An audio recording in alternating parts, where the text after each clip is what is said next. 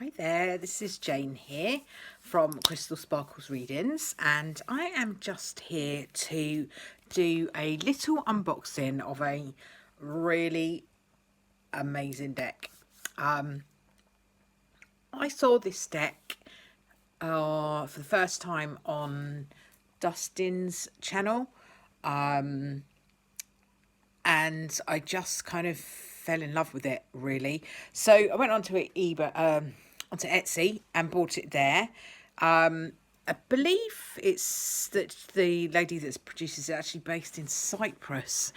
So it takes a little while to get there.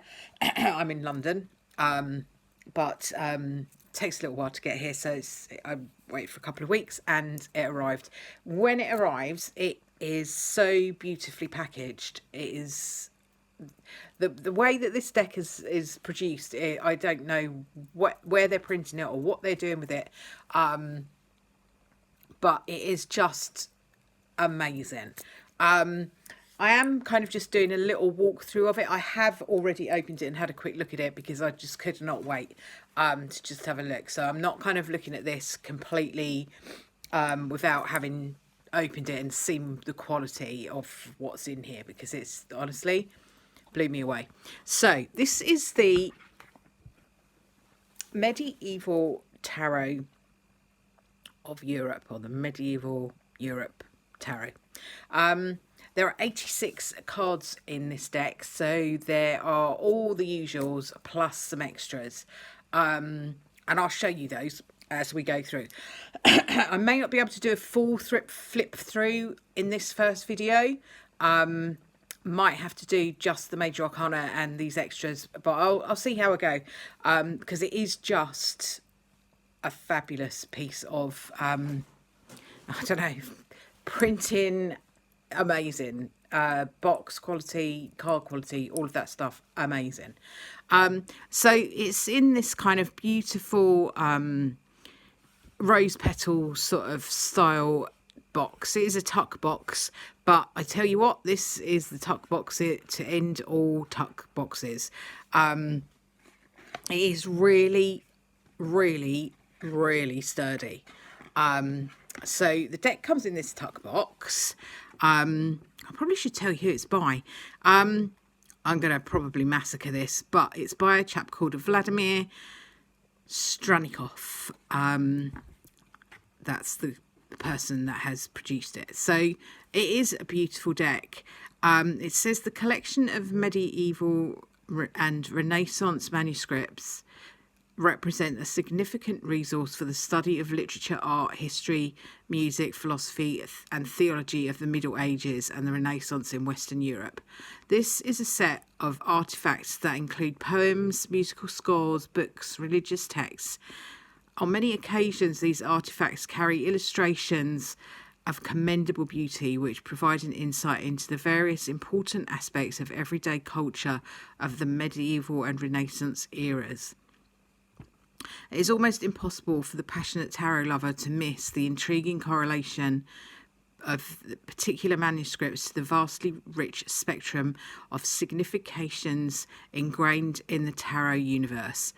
The Medieval Europe Tarot by Vladimir Stranikov is an 86-card tarot deck whose captivating illustrations derive from a collection of original drawings, and it's truly bringing together these two appealing worlds.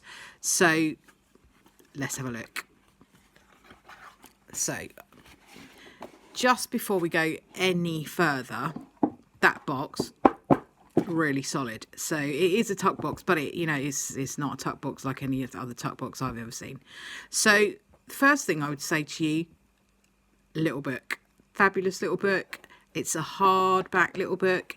It's got like a suede kind of effect with this kind of embossed sort of style illustration. Look at that. Honestly, this has blown me away. It is just so beautiful. There are illustrations in here, an illustration and a description for each of the cards. Honestly, it is just... And the paper is that, like, I can't even describe it. It's like you would imagine an oldie worldy medieval parchmenty style. I mean, it's smooth. It's not like the rough parchment. It's got all these alchemical symbols, and just this is deep detailed stuff and information. So I mean, that's going to take some reading. I mean, it's only a small book. I mean, that's my hand. It's a small book, but there's a lot of it, and it's just beautiful. I'm not going to lie, it is just beautiful. This is the backs of the cards. Again, just beautiful. These are all kind of zodiac references, I believe, and just I don't know. I just don't know what to say about it. Really, it's just beautiful. The cards are edged, gilded, but it's not that goldy gilding. It's like an antique bronzy gold type of gilding that honestly is just so well done.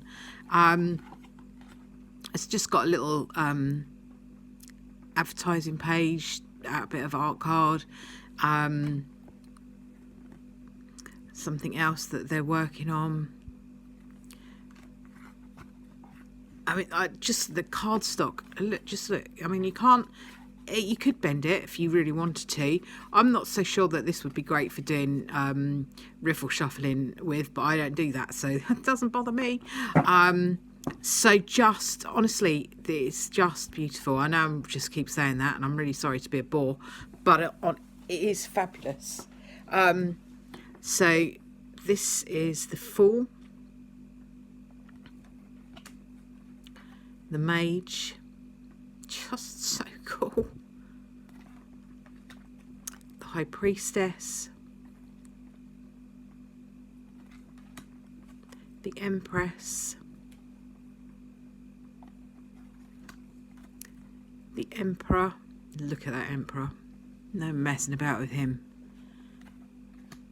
The Hierophant, the Lovers, the Chariot. Oh, I forgot to say, there are 2 chariots, so you have a choice of chariot.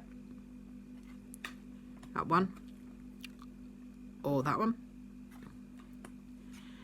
Justice, the Hermit, the Wheel. Kind of love that wheel. It's like they're all kind of like bound to the wheel, so they're all they can't get off it. They've got to go on this wheel, and it does show. You know, sometimes you're right up here being everything's fabulous, and sometimes you're diving down here where it's all a little bit roasty. Strength,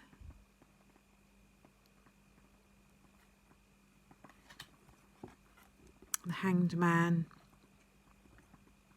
and all these. I think these are all, I don't know whether they're runes or just symbols. Gonna have to read through the book and have a good look at what they are all about. And this is Death. What a fabulous Death card. And Temperance, the Devil, the Tower. I like the fact that the tower is bigger than the people. I mean, it's still not completely in proportion, but, you know, better than having huge people falling out of a tiny tower. I always find that a bit amusing. We've got the Star and the Moon and the Sun and Judgment and the World. That's your major arcana all sorted. Then we come on to the extras. So you've already had one extra with your extra chariot. You choose what you want to use. And then we have like the planets that were known at that time. So you've got Saturn,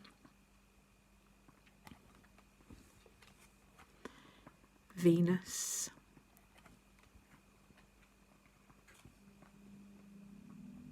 Mars, and these are the star signs that this planet would rule. This, I just love this so much. It's just such a great deck. Jupiter,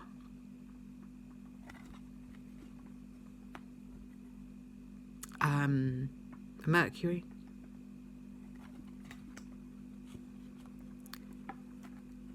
and then these are the two extras, which are the zodiac, which talks about all the different aspects, all the different star signs.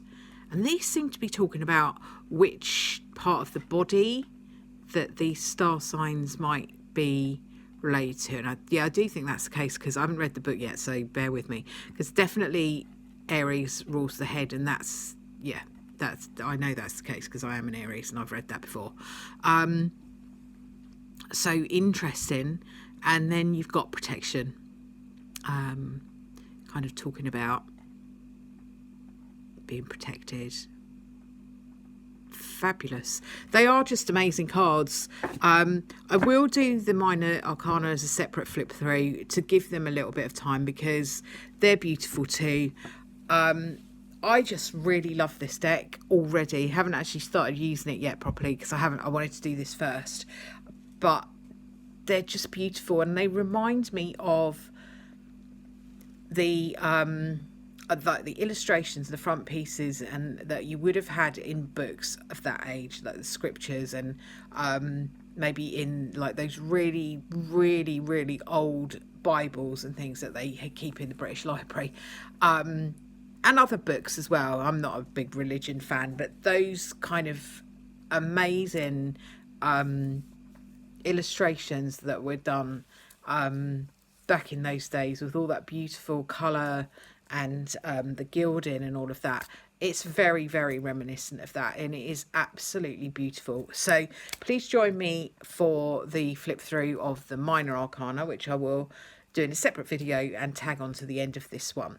Thank you very much for watching. If you've liked the video, please give it a thumbs up, really helps my channel out, and subscribe if you would like to see more of this sort of thing, and to enjoy the second half of this wonderful medieval Europe tarot deck.